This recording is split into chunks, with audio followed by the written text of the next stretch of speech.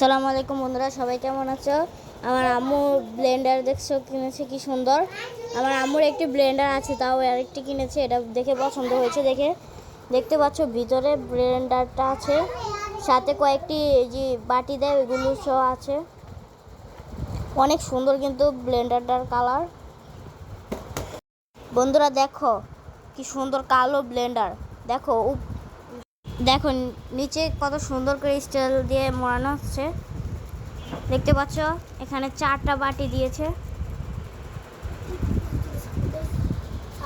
বন্ধুরা এই ব্লেন্ডারটা কার কার ভালো লেগেছে কমেন্টে জানাও। দেখতে পাচ্ছ ব্লেন্ডার, এটা ভিডিওটা দেখতে থাকো, ভালো লাগবে। আমার আম্মু দেখাচ্ছে।